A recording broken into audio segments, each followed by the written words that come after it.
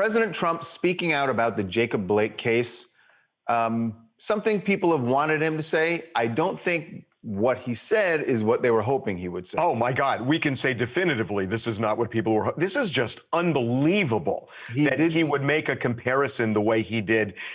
It is shocking. He was asked by Laura Ingraham.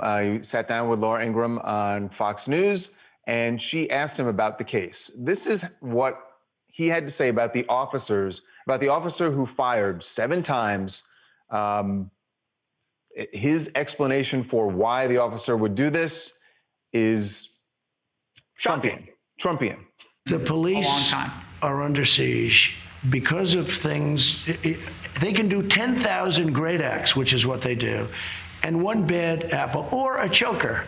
You know, a choker. They choke. Shooting the guy in the back many times. I mean, couldn't you have done something different? Couldn't you have wrestled? You know, I mean, in the meantime, he might have been going for a weapon, and, you know, there's a whole big thing there. But they choke.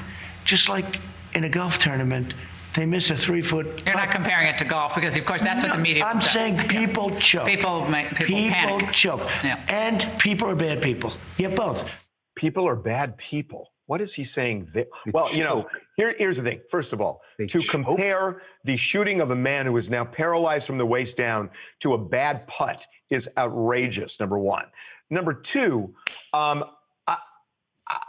mean, this cop shows a complete disregard for human life. The cop didn't choke. The cop was in control, and the cop wanted to subdue him.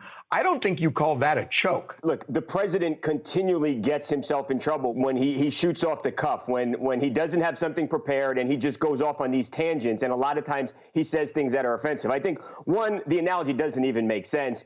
Two, it's not necessary and it's inappropriate. Golf is a game. It's something you go and you have fun doing. You play golf. This at its best, you have a man who was now permanently injured. You have the cops, their families who have obviously had their lives upside down, as has Jacob Blake. You have a community that has seen riots. So many people have been negatively affected by this, and to equate it to a game, I think, is very inappropriate.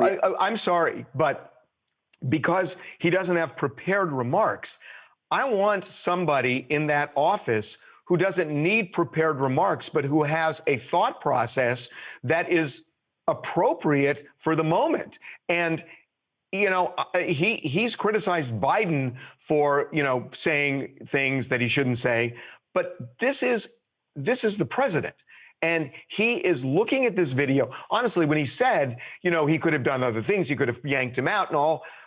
Okay, that's true. Yeah. And then he gets into the golf analogy. And even Laura Ingraham tried to pull him away from it. It's Don Jenner from York, PA. And the thing about this analogy is that in sports, whenever an athlete chokes, it usually just costs them like the game or a few points. Whereas an officer choking can cost somebody their life, which is why I feel like this comparison doesn't really make any sense, as certain occupations have no room for people to make mistakes.